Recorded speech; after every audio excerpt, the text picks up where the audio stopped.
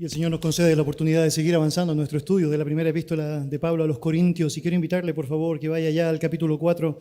Es porque precisamente allá es donde estamos desde la semana pasada meditando en los textos que sabemos el Señor ha permitido que por inspiración no solo los corintios hayan podido gozar y por medio de los cuales hayan podido aprender y rectificar aquello que tenía que ser corregido en sus vidas, sino que también nosotros tengamos el enorme privilegio de poder saber qué es lo que el Señor espera que nosotros hagamos, qué es lo que el Señor espera que podamos hacer en aquellos elementos, en aquellas escenas, en aquellas situaciones, en aquellos aspectos de nuestro carácter que necesitan también ser corregidos por Él.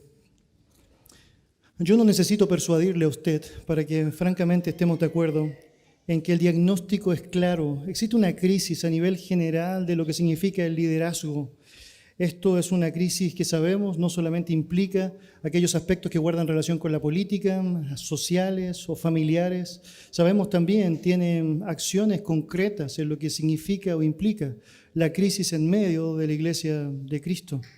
En todo el mundo estamos viendo cómo se cuestionan tanto los intereses, las decisiones, los tiempos y aún la legitimidad de quién puede estar llevando adelante este rol de preeminencia, esta oportunidad que sabemos tiene de encabezar una situación específica. Una de las razones específicas por lo cual sucede muchas veces esto, que es una crisis bien marcada en relación a la sumisión y el cuestionamiento de aquello, es que existe un mal entendimiento de lo que significa el liderazgo.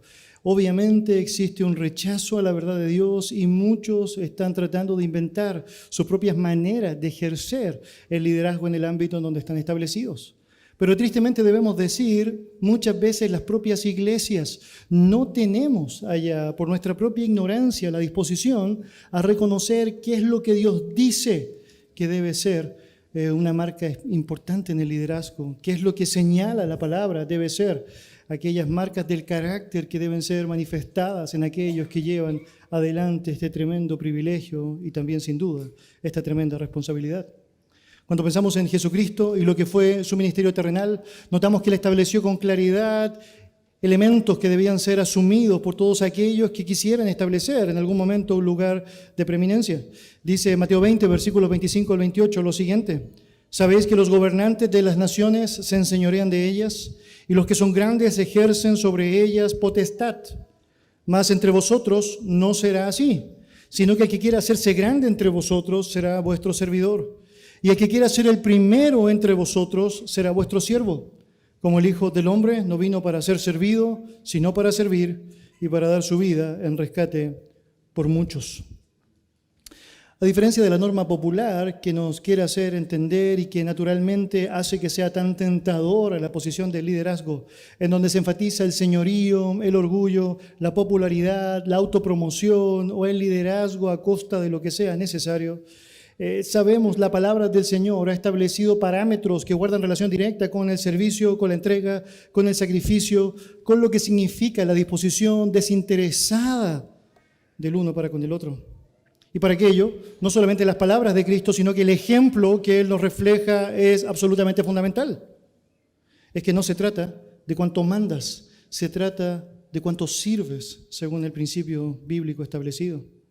Y cuando una persona no está disponible a comprender ese punto, sea cual sea la posición en la cual se encuentre, debe saber, tarde o temprano, tendrás los costos de lo que eso significa. Lamentablemente el hombre ha establecido sus propios criterios para lo que significa el liderazgo. El hombre, siguiendo el mismo modelo que Jesucristo demostró que era parte de la norma en su tiempo, que asumía la autopromoción, la popularidad o el señorío, ha querido seguir bajo esa misma norma. Y en un sentido debería decir, es esperable que el mundo lo haga así. Lo que no es esperable es que la iglesia de Cristo se haya dejado llevar por esa misma lógica de seguir los patrones del mundo. Esa es la razón por la cual Pablo está abordando con tanta fuerza este asunto en su primera carta a los Corintios. Él ha tratado ya durante 3 capítulos esta mención que ha implicado cómo los corintios se han dejado llevar por la influencia del mundo en el cual se encuentran.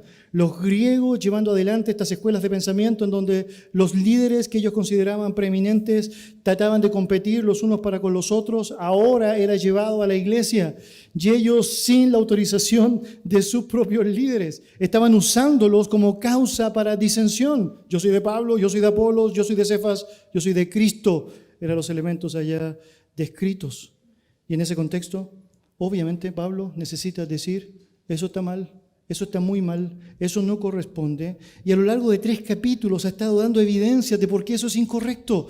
Y hemos visto ya a partir de lo que fue la lección de la semana pasada, cómo a través de una pasada, versículo por versículo, puedes notar hasta llegar al capítulo 4 que él se ha esforzado enormemente por la gracia del Señor de mostrar. Esto es sabiduría humana. Esta lógica no tiene sentido. Ustedes no deberían tratar de enfatizarse a sí mismos, poniéndose o haciendo pensar que el otro líder es mejor que el que tiene el grupo en el cual está asociado su hermano. Es que todos, termina diciendo en el capítulo 3, sea Apolos o sea Pablo, son de vosotros. Están a vuestro servicio, no están compitiendo el uno con el otro y no tiene sentido entonces que nosotros estemos pensando que esa es una buena idea. Mis queridos, en la práctica, cuando llegamos al capítulo 4, vemos que lo que Pablo intenta hacer allá es mostrar ahora con profunda claridad todo lo que es un repaso y una conclusión de lo que ha sido su enseñanza. Y allá, a través de la porción de los versículos 1 al 5 que comenzamos a ver la semana recién pasada, tenemos la oportunidad de responder preguntas vitales. ¿Qué es un verdadero líder? Es decir, ¿qué debe hacer o cómo debe hacerlo? Y naturalmente, ¿qué tiene que ver con la evaluación de este líder y cómo debe llevarse a cabo? Bueno, miramos allá como un repaso y amplío algunas cosas a partir de lo que es la porción de los versículos 1 al 5 de 1 Corintios. Puede seguirme allá en su Biblia. La palabra del Señor dice así: Así pues, téngannos los hombres por servidores de Cristo y administradores de los misterios de Dios. Ahora bien, se requiere de los administradores que cada uno sea hallado fiel. Yo en muy poco tengo el ser juzgado por vosotros o por tribunal humano, y ni aun yo me juzgo a mí mismo, porque aunque de nada tengo mala conciencia, no por eso soy justificado. Pero el que me juzga es el Señor. Así que no juzguéis nada antes de tiempo hasta que venga el Señor, el cual aclarará también lo oculto de las tinieblas y manifestará las intenciones de los corazones, y entonces cada uno recibirá alabanza de Dios. Vamos a orar. Señor y Dios, te damos muchas gracias por darnos tu palabra. Señor, sabemos, es lo que hace que todo esto tenga sentido, Padre. El saber que tú nos has dejado solos y que nos has entregado tu revelación, que tenemos, Señor, todo lo que necesitamos para la vida y la piedad a través de ella.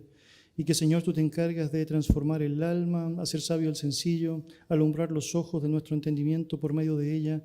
Es lo que nos genera tanta expectativa, Señor. Es porque entramos a ella sabiéndonos, Señor, que somos débiles, sabiéndonos, Señor, que somos imperfectos y sabiéndonos absolutamente necesitados de lo que tú puedes hacer. Por lo tanto, Señor, también te queremos agradecer porque sabemos finalmente harás a través de ella, de tu palabra, lo que tú quieres hacer con cada uno de nosotros. Señor, sea bendito tu nombre en nosotros, ahora y siempre. Y ayúdame, Señor, a poder ser claro con la explicación de lo que tú deseas, Señor, comunicar a tu pueblo. En el nombre de Jesús. Amén. Amén. Amén. Pablo, de una manera bien concreta, va a responder en primer lugar a la pregunta que de vez en cuando podríamos preguntarnos, ¿o no? ¿Qué es un verdadero siervo? ¿Qué es un verdadero siervo? Y cuando miras la palabra del Señor, te das cuenta que otra vez, lejos de lo que era la interpretación del mundo, Jesucristo había establecido un estándar diferente, un estándar distinto. Un estándar que no solamente tiene aplicaciones en el creyente en el marco eclesiástico, claramente es el mismo estándar que debe tener un esposo cristiano en su hogar, padres cristianos en relación al liderazgo de sus hijos y naturalmente en cada área en la cual nos desarrollemos con otros. Pensar en cómo llevamos adelante el prototipo correcto de lo que Dios estableció a través del formato correcto, obviamente será una garantía para lo que es el desarrollo de nuestra vida. El versículo 1 señala, así pues ténganos los hombres por servidores de Cristo y administradores de los misterios de Dios. Y cuando miras la palabra del Señor te das cuenta allá que hay elementos muy importantes. Note, así pues ténganos los hombres, no solamente los que son parte de la iglesia. Él habría dicho, hermanos, los hombres, está hablando a nivel general, es que todas las personas cuando miran a un líder dentro de una iglesia deberían pensar en esto. Ahora, tristemente sabemos que no es así como se ve, ¿o no? Si usted hace un estudio afuera de este lugar y le preguntara a las personas qué es lo que piensan de un pastor, ¿o no? Bueno, es decir, no, mejor no le pregunte, ¿o no? Bueno, hay criterios establecidos y la razón es porque algunos naturalmente no han sabido llevar de buena manera aquello que Dios quería que fuese llevado sabiamente. Debería decir también que la iglesia en general no ha sabido de alguna manera cómo enfatizar estos elementos en lo que significa la elección de su propio liderazgo. Y mira allá cuáles son los elementos mencionados, cuáles son aquellas características que deberían relucir. En primer lugar, un servidor de Cristo. Téngannos los hombres por servidores de Cristo. Es obvio, Pablo está hablando en plural. Él no está discutiendo con los otros líderes. Él sabe que implica esto a los otros líderes. Somos siervos de Cristo. Hay una forma en cómo tú quieres referirte a nosotros. Bueno, refiérete a nosotros de esta manera. Y nota allá, no es el término diaconado, como muchas veces pensamos, y es la palabra que se utiliza en el griego con mayor frecuencia. La palabra uperete acá, hablando de un remero de más abajo, aquel esclavo, más esclavo es la idea allá, aquel que debía estar expuesto a los azotes, al agobio, a la presión de quienes estaban bajo autoridad o sobre su autoridad, haciéndoles remar en estas embarcaciones grandes en donde, bueno, gran peso debía ser llevado. No había tiempo para descansar. Había puro sacrificio, había pura entrega. Y allá, si Pablo está diciendo, si hay una forma en cómo tú debes calificarnos a nosotros, es de esa manera, esa es la manera. Y esa es la forma bíblica de entenderlo. Y de pronto todo eso contrasta absolutamente con esa escena que muchas veces vemos en la actualidad del superapóstol, del superprofeta, de incluso el anciano de Días, escuché hace tiempo atrás. Es una figura completamente ajena a aquello que el Señor estableció para dignificar lo que significaba su lógica en el liderazgo de la iglesia. La palabra servidor tiene un contexto bien interesante en su uso en la Biblia, cada vez que está mencionada allá, hablando de un subalterno que siempre está acompañando a un superior. De hecho, se utiliza en relación a Juan Marcos, cuando él está acompañando a Pablo y a Bernabé. Y Pablo utiliza únicamente esta palabra en este lugar para dar un sentido que debe ser importante para nosotros. Ahora, si notas la frase completa, todo eso se hace muy útil cuando sabes completarlo. Un siervo, ¿pero de quién? De Cristo, porque podría ser un siervo de cualquiera, ¿no? Un siervo del mundo, un siervo del hombre, un siervo de un movimiento específico. Es un siervo de Cristo, por lo tanto, Cristo determina la naturaleza de su ministerio, la naturaleza de su carácter y naturalmente también va a determinar el ejercicio de sus funciones. Si realmente asimila lo que significa un líder del Señor, que es del Señor, bueno, naturalmente las cosas van a ser llevadas a la manera del Señor. Y eso es algo que claramente Pablo se ha encargado de demostrar a través de todos los textos que nos han llevado hasta este capítulo. Por eso él mismo tenía una convocatoria bien clara que se hacía personalmente y él está incluyendo incluso a otros en esta declaración allá en 2 Corintios 5, 9.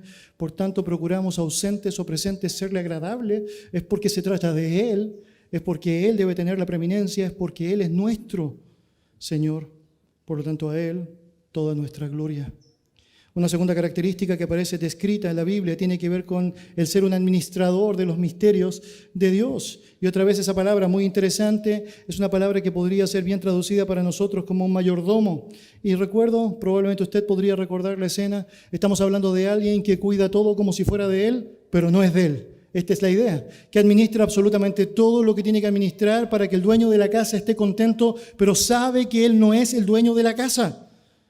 Y cuando pensamos en el liderazgo bíblico, debemos pensar en eso, en cómo somos mayordomos, cómo somos siervos de Dios, cómo somos aquellos que se encargan de hacer todo de una manera tan prolija, que desean, que temen que su Señor se vea agradado, pero que saben que no hay ninguna jactancia, saben que no hay ninguna razón para atribuir su mérito alguno en aquello, saben que no puede atribuirse gloria alguna en lo que significa la obtención de aquello, es porque naturalmente todo eso tiene que ver con Dios.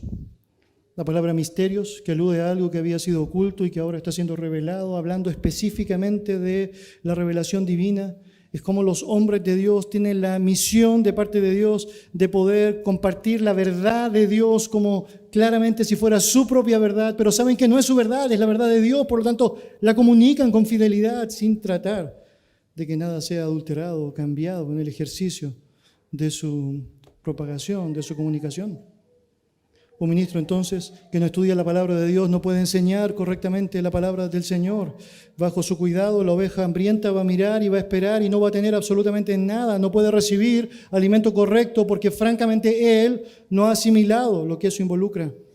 Por lo tanto, ¿qué es un verdadero siervo del Señor? Bueno, es alguien que naturalmente asume con humildad, con sumisión, la autoridad de Cristo. Sabe su gran función es servir, ser el esclavo de más abajo, aquel que está dispuesto a hacer lo que hay que hacer por amor de su nombre. ¿Qué es un siervo verdadero? Es alguien que entiende su rol como mayordomo, que está disponible, absolutamente disponible para poder cuidar todo, sabiendo que no le pertenece, sabiendo que le pertenece a Dios.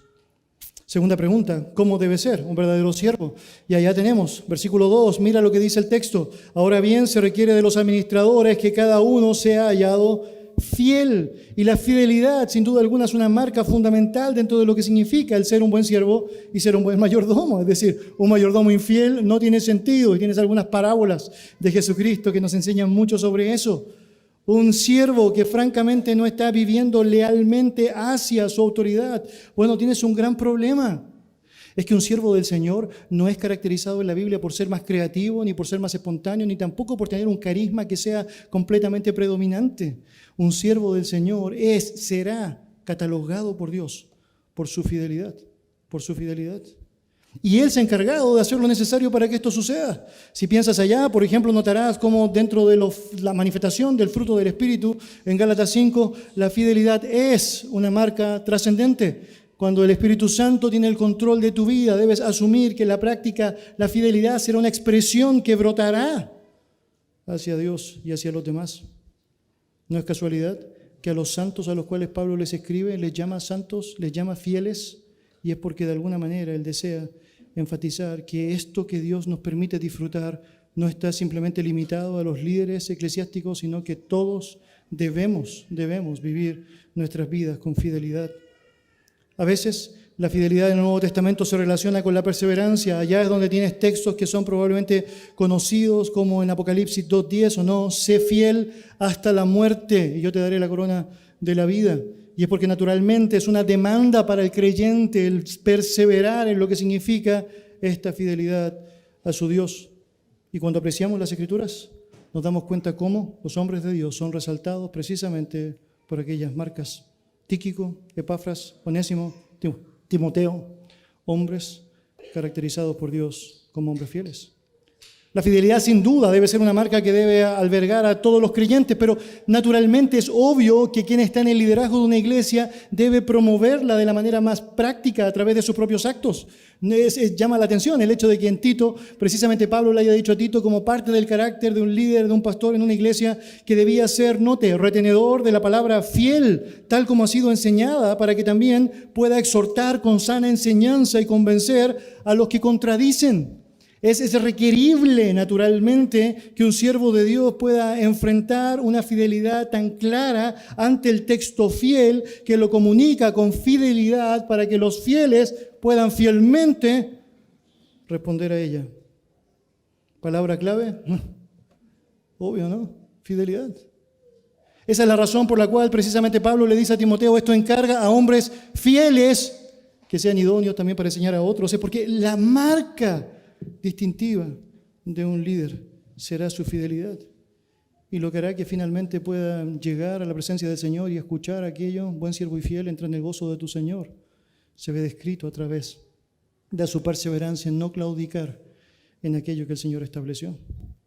Es obvio, la fidelidad habla de la confianza que puede generar en los otros, naturalmente. Obvio, la fidelidad habla de la manera en cómo los otros pueden caracterizar tu vida a través de no salir de lo que es la enseñanza escritural.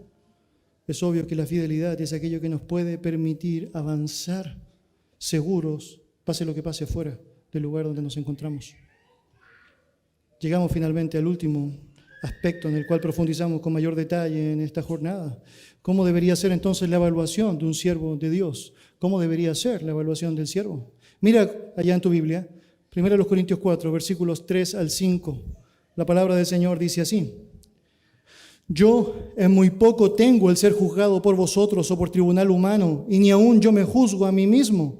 Porque aunque de nada tengo mala conciencia, no por eso soy justificado. Pero el que me juzga es el Señor.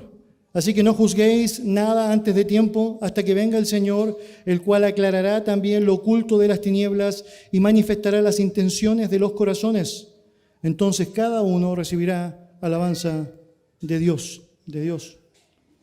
Bueno, dicho lo anterior y habiendo ya dejado muy en claro la importancia de la fidelidad ante Dios, Pablo señala a continuación cuál es la manera correcta de asimilar las evaluaciones personales. Verso 3 dice, yo en muy poco tengo el ser juzgado por vosotros o por tribunal humano, y ni aún yo mismo o yo me juzgo a mí mismo. Y a simple vista, uno si lee una frase como esa, podría pensar que Pablo está manifestando una actitud arrogante, ¿o no? Es decir, ¿qué está diciendo? Así, me importa muy poco lo que piensas. Nada.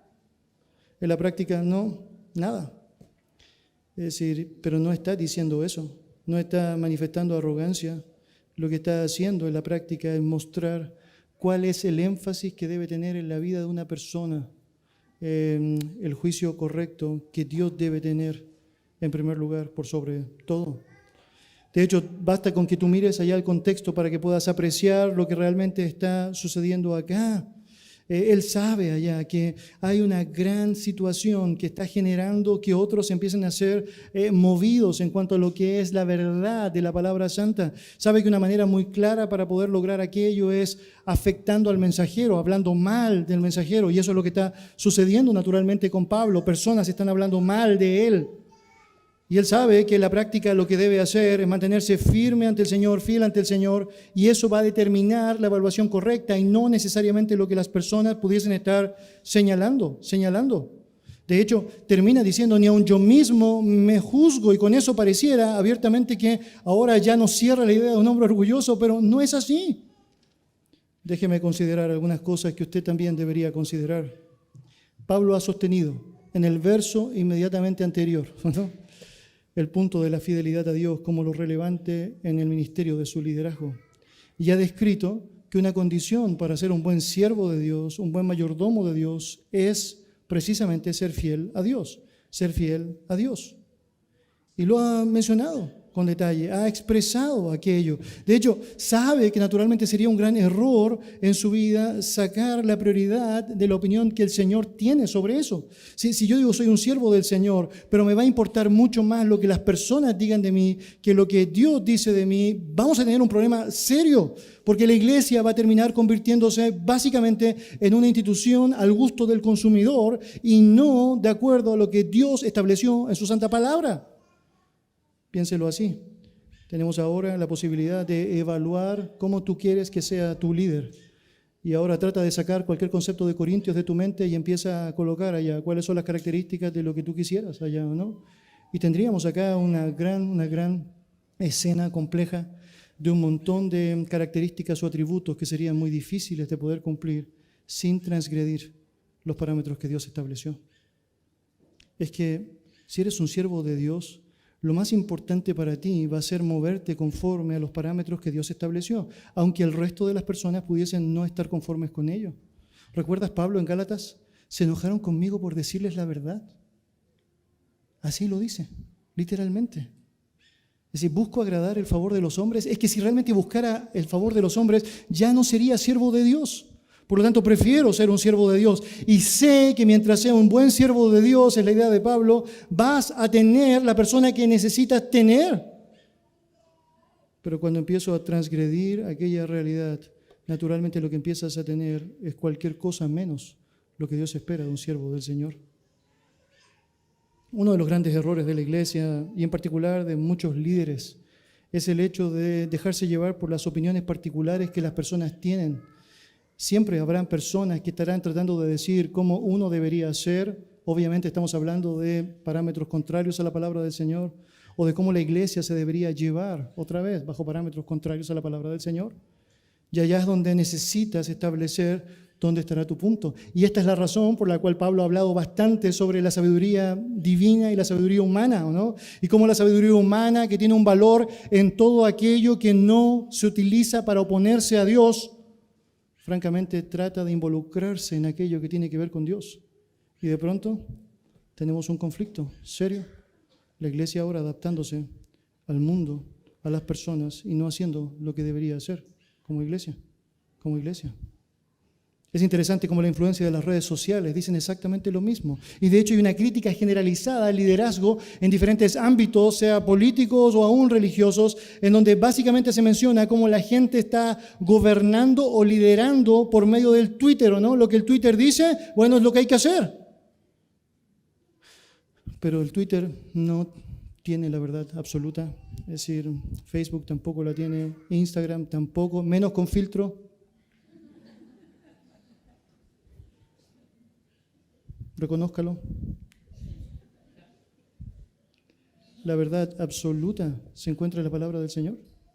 Y allá está la definición de la persona, si va a estar disponible a ceder ante lo que los hombres puedan decir, aunque eso sea contrario a lo que la palabra del Señor o lo que la palabra determina, y ser fiel a eso hasta la muerte, hasta la muerte.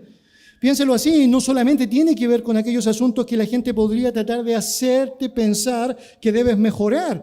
Estamos hablando incluso de aquellas cosas que la gente puede decir para adularte y hacerte sentir genial. Y de pronto tú necesitas establecer que no importa si lo que dicen es destructivo y terrible, debes mantenerte fiel a la palabra, aunque sea completamente contrario a lo que ellos quieren. Hoy no importa si lo que dicen es adulador, lleno de ternura y fantástico, pero fuera de la palabra, debes ser fiel. Y finalmente allá está la calificación que el Señor establece. Mis queridos, es porque lo que realmente puede hacer que un siervo del Señor se sienta seguro en darle la prioridad al Señor en su evaluación, es porque está convencido de que ha sido aprobado por el Señor. Déjeme darle un ejemplo práctico con eso. Acompáñame en su Biblia, por favor, a 1 Tesalonicenses, capítulo 2. 1 Tesalonicenses, capítulo 2. Si usted sabe en cronología, Tesalonicenses ha sido escrito antes que los Corintios. Por lo tanto, Pablo ya ha pasado por algunas situaciones que le han hecho notar con cuánta más autoridad debería decir o señalar lo que está diciendo o señalando. Primero a los Tesalonicenses, capítulo 2, versículos 3 y 4. Primero a los Tesalonicenses, capítulo 2, versículos 3 y 4. 100 páginas, ¿está llegando por allá? ¿Sí? ¿Está antes de segunda Tesalonicenses? ¿Sí? ¿Ok? Muy bien. La palabra del Señor dice así: porque nuestra exhortación no procedió de error, ni de impureza, ni fue por engaño, sino que fuimos aprobados por Dios para que se nos confiase el Evangelio. Así hablamos, no como para agradar a los hombres, sino a Dios que prueba nuestros corazones. Muy, pero muy interesante lo que está señalando el texto acá. El texto está diciendo allá básicamente lo que era la respuesta a un ataque directo que Pablo estaba recibiendo y el cual obviamente está respondiendo de manera correcta. Hay personas que están diciendo que naturalmente su exhortación es errónea, hay impureza en lo que está señalando o viviendo y naturalmente hay engaño en lo que está llevando a cabo. Y naturalmente tú podrías considerar que esas son aquellas críticas más comunes que se hacen en la práctica al liderazgo a lo largo de la historia. Es decir, no hay nada nuevo bajo el sol. Es decir, no, mira, hay error en lo que dice, hay impureza en sus actos, hay ganancias deshonestas involucradas, hay engaño, hay palabras persuasivas que tratan de convencer a las personas hacia Él y no hacia la palabra. Y Pablo está diciendo, no. Y la razón por la cual él puede sostener con firmeza que no es así es porque ha sido aprobado por Dios. Han sido, nota, aprobados por Dios. No solo él, en este caso está hablando del resto de sus compañeros, Silas, Timoteo. Es bien interesante, porque él empieza a describir las razones por las cuales todo esto que se está describiendo no es cierto. Él menciona primero, este es un mensaje sin error. Y note allá, muy interesante, un mensaje sin error. Porque nuestra exhortación no procedió de error. La palabra traducida exhortación se traduce como ayuda, estímulo, consuelo, súplica, ruego y tiene un sentido de urgencia. Eso tiene que ver básicamente con el rol que tenían de propagadores del Evangelio. Eran urgentes en dar el mensaje a las personas y lo hacían allá con fidelidad ante el Señor. Ellos saben que la manera en cómo están llevando a cabo este mensaje es en tiempos angustiosos. Y de hecho, si Pablo hubiese querido adaptar su mensaje a lo que la gente quería, naturalmente nunca habría experimentado todo lo que la palabra describe allá en 2 Corintios, capítulo 10, ¿o no? Naufragios, azotes, burlas, casi muerto. Es decir, jamás. Es porque cuando tratas de hacer lo que Dios quiere que hagas y hablas de su mensaje con fidelidad, va a haber costos. Es que todo aquel que quiere vivir piadosamente padecerá persecución. Por lo tanto, en la práctica, él sabe, él necesita recurrir a la verdad. Y es porque él conocía claramente lo que la palabra enseña allá en 2 Corintios. El texto bíblico señala lo siguiente, allá en 2 Corintios capítulo 13, versículo 8, porque nada podemos contra la verdad, sino por la verdad, por la verdad. No se trata de contradecir lo que el Señor dijo, se trata de avanzar en pos de lo que el Señor dijo. La palabra que se usa acá como error es una palabra que se traduce como engaño, falacia, mentira, impostura. El sustantivo va a expresar la condición en la que se encuentra una persona que vive extraviada, fuera de una verdad doctrinal, y se utiliza aquella mención en 2 de Pedro, en 1 de Juan. En casos morales también, en Romanos se utiliza aquello, capítulo 1, verso 27. Pablo y su equipo lejos estaban de aquello. De hecho, es evidente por las Escrituras que no solo defendían la verdad, sino que estaban disponibles para denunciar el error. Elementos muy importantes dentro de lo que significa el liderazgo bíblico. De hecho, fue precisamente Pablo quien desafía en ese contexto a Timoteo, señalándole, es decir, procura con diligencia presentarte a Dios aprobado, nota, aprobado como obrero que no tiene de qué avergonzarse y que usa bien la palabra de verdad. Es porque lo que estimula el liderazgo bíblico y que no le hace dejarse llevar por las influencias de las personas como algo prioritario es saberse aprobados por Dios. Otra siguiente declaración allá mencionada es que él tenía motivaciones impuras. Dice el texto en el versículo 3, allá en 1 Tesalonicenses, note, porque nuestra exhortación no procedió de error ni de impureza, Y él está señalando, no, hay una motivación pura en lo que hicimos. La acusación oída era sumamente fuerte. Esto era lo que estaba escuchando allá. Implicaba que había una motivación sensual detrás de lo que Pablo estaba llevando a cabo. Había un intento de inmoralidad en su liderazgo. Esto es lo que se está diciendo literalmente allá. De hecho, usted sabe, esto era parte de la cultura, ¿no? Muchos templos en Tesalónica, básicamente lo que tenías allá era inmoralidad sexual a destajo. Algo similar en Corinto, es decir, a destajo, bueno, algo similar en nuestros días. La gente tiende a asociar, y es bien interesante, es una marca bien llamativa de grupos sectarios, la inmoralidad dentro de los actos. Y allá tienes la manifestación del corazón del hombre, diciendo algo que es parte, tristemente, del corazón del hombre. Y Pablo está diciendo, no. La palabra impureza, usada en muchos textos bíblicos, tiene precisamente esa connotación. De hecho, voy a leer para usted, por ejemplo, Efesios 4:19, los cuales después que perdieron toda sensibilidad, se entregaron a la lascivia para cometer con avidez toda clase de impureza. Obvio, tiene una connotación inmoral. Tienes allá Colosenses 3:5, haced morir pues lo terrenal en vosotros, fornicación, impureza, pasiones desordenadas, malos deseos, avaricia, que es idolatría. De hecho, el propio Pablo dirá en 1 Tesalonicenses 4:7, allá lo siguiente, pues no nos ha llamado Dios a inmundicia, sino a santificación. Por lo tanto, claramente era algo que Pablo no consideraba, no era parte de su ministerio, no tenía sentido el hecho de que otros estuvieran diciendo aquello con base verdadera, porque claramente era contrario a todo aquello que Pablo deseaba enfatizar y lo que Pablo deseaba propagar. Contra esas acusaciones, Pablo se defiende con un contundente: nuestra exhortación no procede de impureza. Por último, algunos estaban diciendo que él tenía un método engañoso para decir lo que estaba diciendo. Dice otra vez, versículo 3, porque nuestra exhortación no procedió de error, ni de impureza, ni fue por engaño. La palabra para engaño allá se traduce como mentira, perfidia, traición.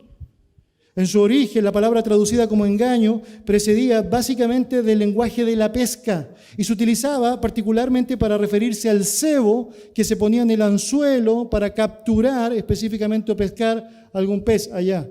Ahora, ¿cuál es la idea con eso? Bueno, básicamente que tiene diferentes cebos para diferentes peces y con eso cambias de alguna manera o adulteras de alguna manera la pureza de aquello que tú consideras es lo más importante. Esa es la razón por la cual es tan peligroso que pensemos en el cambio del Evangelio de acuerdo al contexto, ¿no? Es porque el Evangelio es el Evangelio, no hay otro Evangelio, no debe haber otro Evangelio, no hay razón para adulterar la verdad del Evangelio. es porque ese evangelio puro, rechazado, obviamente para algunos locura, es lo que puede salvar las almas, lo que ha salvado las almas, lo que salvará las almas. Por lo tanto, diciendo que él trabajaba con esta idea de astucia, bueno, básicamente estaban atribuyéndole a él lo que muchos líderes en la actualidad hacen, ¿no? Estrategias engañosas con tal de captar la mayor cantidad de personas. En 2 Corintios, capítulo 4, versículo 2, el apóstol Pablo dice: antes bien, renunciamos a lo oculto y vergonzoso, no andando con astucia ni adulterando la palabra de Dios, sino por la manifestación de la verdad, recomendándonos a toda conciencia humana delante de Dios. ¿Nota lo que está diciendo Pablo? Él está diciendo: nosotros renunciamos, vamos a renunciar a esto, ¿no? ¿A qué vas a renunciar? Bueno, vamos a renunciar a esto. ¿A qué cosa? Bueno, andar con astucia. Y obvio que podría utilizar astucia, ¿no? Obvio que era tremendamente astuto, había sido fariseo, obvio. Pero renuncia a eso. ¿Por qué? Porque no hay ninguna razón para hacerlo, no hay ninguna razón para adulterar la palabra, no hay ninguna razón para manifestar la verdad de una manera incorrecta. Él sabe que su rol es decir la verdad, nada más que la verdad y solamente la verdad. Ya está. Pablo y sus compañeros eran todo lo opuesto a los falsos maestros de la época, pero tristemente también son todo lo opuesto a muchos líderes de iglesias cristianas. Se llaman así y tienen ahora actitudes que son impropias, manifestaciones que son incorrectas, carácter que claramente está lejano de lo que el Señor espera dentro de sus actos. Obviamente el criterio de la fidelidad está lejos de lo que significa su propia concepción. David escribió en el Salmo 21, versículo 21, integridad y rectitud me guarden, porque en ti he esperado. Nota, tremenda oración, podrías hacer la tuya, podría ser la mía, ¿o no? Integridad y rectitud me guarden, porque en ti he esperado. Mira versículo 4, si sigues allá en 1 Tesalonicenses. Sino que según fuimos aprobados por Dios, para que se nos confiase el Evangelio, así hablamos, no para agradar a los hombres, sino a Dios, que prueba nuestros corazones. La palabra sino, que aparece ahí al principio, describe la conexión con lo que se ha dicho anteriormente, ¿no? En el contexto hemos notado cómo Pablo podía defender su ministerio, señalar firmemente que su mensaje no contenía error, que sus motivaciones no eran impuras, que naturalmente sus métodos no empleaban la astucia del engaño. Y la pregunta natural es: ¿con qué autoridad Pablo está señalando aquello con tanta firmeza? Es decir, ¿por qué le tengo que creer a Pablo que lo que dice es cierto? Y la razón por la cual le puedes creer a él es porque, tal como dice el versículo 4, fue aprobado por Dios. Él fue aprobado por Dios en la posición en la que está. Y por eso tenía garantía de que el Señor le ayudaba a llevarlo adelante de la manera correcta. Déjeme explicar eso, que puede ayudar muchísimo. Él está señalando allá en el texto que tenía el privilegio de ser probado o examinado por Dios. Dice el texto que prueba los corazones. Obviamente, examinar, probar, si poner a prueba, es la misma terminología que utiliza allá Corintios cuando habla de esta idea de juzgar. Y quiero mostrar eso porque es francamente impresionante. La idea de Pablo es señalar: nosotros fuimos puestos a prueba por Dios y por la gracia del Señor nosotros aprobamos. Nosotros fuimos evaluados por Dios y por su gracia, solo por su gracia nosotros pasamos la prueba, pasamos el examen. ¿Y cómo pasaron el examen? Bueno, básicamente bajo el formato que Dios estableció. Déjeme explicarlo de la siguiente manera, es decir, Dios está señalándole a Pablo el privilegio de ser un apóstol para su causa. La palabra del Señor señala allá en Efesios capítulo 3, versículo 8, su propia declaración. Él dice: a mí, que soy menos que el más pequeño de todos los santos, me fue dada esta gracia, ¿no?, de anunciar entre los gentiles el evangelio de las inescrutables riquezas de Cristo. Pablo está diciendo: Dios me dio el privilegio de poder ser un portavoz eficaz de su palabra. En 1 Corintios, capítulo 15, dice la palabra del Señor lo siguiente, declaración de Pablo: y al último de todos, como un abortivo, me apareció a mí, porque yo soy el más pequeño de los apóstoles, que no soy digno de ser llamado apóstol, porque perseguía la iglesia de Dios.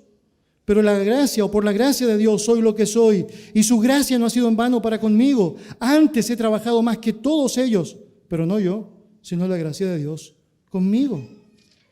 Y aunque estas declaraciones, sin duda alguna, es decir, son necesarias porque manifiestan la disposición del apóstol para ser un siervo del Señor y que hablan naturalmente de un aspecto importante de su llamado, no es todo lo que Dios demanda para alguien en cuanto a ser aprobado para el ministerio. Es que no basta con que usted diga: no, yo estoy seguro, el Señor me llamó al ministerio, ¿no? ¿Por qué? Porque lo siento en mi corazón. Bueno, es decir, sentimos muchas cosas, ¿o no? Es decir, corazón engañoso, ¿o no? pero de pronto puede ser tan convincente con tus palabras y tu corazón puede parecer tan impresionantemente persuasivo que de pronto puedes pensar que es suficiente. Entonces Pablo podría ser atacado acá y decir, oye Pablo, estás siguiendo tu corazón, por favor, es decir, ¿por qué dices lo que dices o no? Y bueno, es porque Dios consistentemente no solamente permite que el deseo sea parte de aquel que va a servirle, sino también permite que otras personas, otros creyentes maduros reconozcan lo que Dios está haciendo en ti. Déjame mostrarte lo que pasó con Pablo. La Biblia dice que no es casualidad, que claramente después de haber sido salvado por Cristo en este encuentro increíble en Damasco, camino a Damasco, Ananías, un hombre de Dios, tiene que encontrarse con él y enseñarle. Las palabras de Dios son las siguientes: a Ananías, ve, porque instrumento escogido me es este para llevar mi nombre en presencia de los gentiles, de reyes y de los hijos de Israel. ¿Nota lo interesante de eso? Es decir, Pablo está señalando que él había sido comisionado por Dios para llevar el evangelio a los gentiles. Ahora, ¿cómo tú sabes que eso es cierto? Bueno, porque otro hombre de Dios, de parte de Dios mismo, sabía que eso era real. Ananías escuchó literalmente lo mismo. Pero no solo eso. Los apóstoles después ratificaron esta realidad. No era solamente Ananías. El resto de los apóstoles están diciendo, sí, es verdad. Mira lo que dice allá el texto en versículo 8. Pues el que actuó en Pedro para el apostolado de la circuncisión, actuó también para mí, con los gentiles. Estamos hablando del libro de Gálatas. Igualmente, antes de su salida misionera, Pablo está siendo reconocido por las personas, por aquellos que eran parte de su iglesia en Antioquía. Dice en Hechos capítulo 13, versículo 2, ministrando estos al Señor y ayunando, dijo el Espíritu Santo, apartadme a Bernabé y a Saulo para la obra que los he llamado. Así pues, nota, Pablo sale a la obra después de ¿qué? De que el Señor se encarga no solo de generar el deseo correcto en su corazón, sino también de permitir que otras personas vean aquella realidad en Él. Y obviamente le respalden con todo lo que eso significa. Lo mismo, exactamente lo mismo se podría decir de Silas y Timoteo, que son parte de los compañeros de Pablo acá. Ellos no se dejaron llevar por su propio concepto de ser siervos de Dios, el concepto que ellos tenían de sí mismos. Si Timoteo no está diciendo, oye, yo desde la niñez fui enseñado por mi madre y por mi abuela, soy un súper misionero. No, Pablo está reconociendo en él lo que Dios ya estaba manifestando en él y le está comisionando, le está confirmando aquello. Silas, la misma situación, allá por medio de Bernabé. Timoteo, sí, lo mismo, tal como he mencionado. Hermanos, necesitamos considerar lo que eso significa. Si meditamos en las palabras de Pablo a los hermanos en Tesalonicenses, entonces el respaldo de su realidad para poder decir, estoy haciendo lo que Dios quiere que haga, es saber que Él me llamó, Él me comisionó, hay evidencias palpables que los demás pueden apreciar que es real. Déjeme llevar eso a la lógica del pastorado en una iglesia. Si usted considera eso, puede mirar después con detalle 1 Timoteo capítulo 3 y nota allá cómo comienza todo eso hablando del carácter de un pastor. Dice que el que anhela obispado, buena obra, desea. Buenísimo. ¿Quieres ser un pastor? Buenísimo, excelente, es un buen deseo. Pero necesitas algo más. De hecho, eso es todo lo que dice del deseo. Después tienes un montón de versículos diciendo, pero es necesario que el obispo de Dios sea irreprensible. Y ahí, y empieza por abajo, ¿no? Marido de una sola mujer, hospedador, apto para enseñar, que gobierne bien su casa, es decir, puro sexualmente, es decir, hospitalario. Y allá. ¿Nota lo que está diciendo el texto bíblico? Es decir, para ser aprobado por Dios para el ministerio pastoral, tú necesitas considerar dos cosas. Primero, debes desearlo fuertemente, tienes que quererlo. Esta idea de, no, yo nunca quise, es que me atraparon, el Señor me empujó. No, tú tienes que quererlo. Y en segundo lugar, los demás tienen que verlo. Es que si no lo ves, ¿cómo estoy seguro de que no te estás dejando llevar simplemente por el engaño de tu corazón? Por eso, Pablo podía tener el respaldo de saberse aprobado por Dios. ¿Para qué? Para que se les confiase la palabra y el mensaje del Evangelio. No como para agradar, note eso, a los hombres, sino a Dios que prueba nuestros corazones. Ahora, déjeme terminar allá. Él está diciendo, Dios prueba los corazones. Es que Dios tiene la capacidad de poder llegar al corazón del hombre, es decir, y conocer el corazón del hombre de una manera preciosa, es decir, completa, plena. Vuelva conmigo, por favor, a 1 Corintios 4.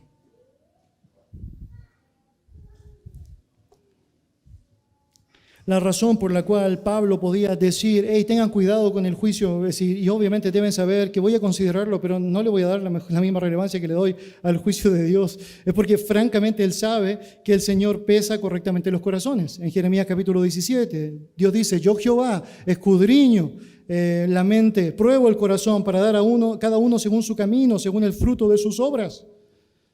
Bueno, allá entonces. Tienes 1 Corintios capítulo 4. Note el final del verso 3 y el verso 4. Dice lo siguiente. Ni aún yo me juzgo a mí mismo, porque aunque de nada tengo mala conciencia, no soy por eso justificado, pero el que me juzga es el Señor.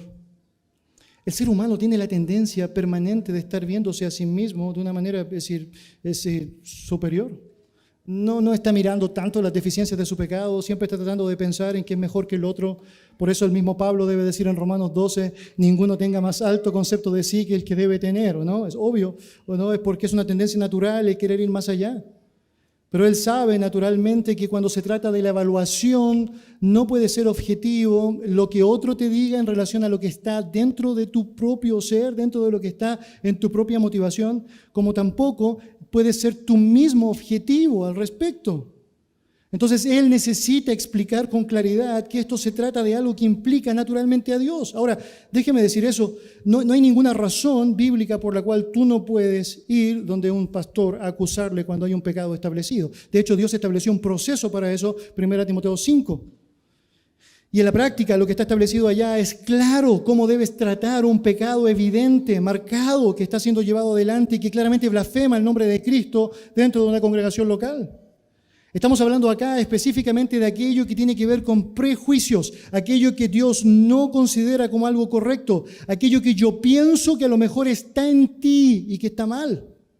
Es que es obvio que eso nunca puede ser comprobado, ¿no? Es decir, no, yo creo que tú me odias. ¿Por qué? Porque sí. Tienes cara de odioso, ¿no? Pero, no, esa no es mi cara de odioso, ¿no? Déjeme explicarlo de esta manera. El Señor Jesucristo dice en Mateo 7 que debemos juzgar con justo juicio. El apóstol Pablo le dirá a los corintios en el capítulo 5 que deben juzgar un caso de inmoralidad explícita dentro de la iglesia. En el capítulo 6 les dirá que ellos deben juzgar las problemáticas que se generan dentro de la iglesia. Por lo tanto, no es un problema con el juicio. Si tú tienes algo que decirle a un pastor que es algo que va a ayudar correctamente y que es evidente, tienes que hacerlo. Obviamente eres comisionado por Dios para hacerlo. El punto tiene que ver con aquello que guarda relación con la motivación del corazón. Esa es una de las razones por las cuales en Hebreo dice que debes considerar el resultado de sus actos. El resultado de sus actos, nota eso. Es porque hay ciertas cosas que de pronto podrían ser parte de tus pensamientos sí palpables, pero lo que va a fortalecer tu espera confiada es el hecho de estar convencido de que ha sido aprobado por Dios, porque fue llamado por Dios, hay un carácter de Dios involucrado allá y naturalmente porque hay un temor de Dios en la vida de ese hombre. Mira lo que dice versículo 5, por favor. El texto dice, así que no juzguéis nada antes de tiempo, hasta que venga el Señor, el cual aclarará también lo oculto de las tinieblas y manifestará las intenciones de los corazones. Entonces cada uno recibirá alabanza de Dios. Pablo está diciendo, hey, yo sé qué es lo que el Señor me ha permitido ser. Yo sé que naturalmente no puedo juzgar en mi propio criterio, porque ni yo así puedo hacerlo por este corazón perverso, ni tampoco las demás personas pueden hacerlo sin conocer realmente todo lo que está allá en la motivación del corazón. Pero Dios sí lo sabe. Y Dios lo sabe también que llegará el momento en donde todo aquello será evidenciado. La razón por la cual Pablo escribe esto en positivo, porque nota cómo termina, cada uno recibirá alabanza de Dios, es porque él estaba esmerado en hacer todo aquello que honraba a su Dios, que agradaba a su Dios. Su conciencia no lo acusaba, pero aún así no confiaba en su conciencia, pero aún así estaba evaluando su conciencia, es decir, ¿estoy haciendo lo que agrada al Señor o no estoy haciendo lo que agrada al Señor? Y no había nada allá, al menos en su conciencia, que le acusara. Obviamente miraba la palabra del Señor y notaba, estoy haciendo lo que debo hacer. Por lo tanto, sé que llegará el momento en donde todo será puesto en evidencia y los que hemos procurado agradar al Señor podremos recibir alabanza del Señor. Alabanza del Señor. Mis queridos, Dios establece por medio de su palabra la forma en cómo debemos llevar la iglesia. Obvio, el liderazgo de una iglesia es fundamental para lo que significa el desarrollo y hay principios bíblicos claros al respecto. Es decir, obviamente nuestra referencia está establecida ya.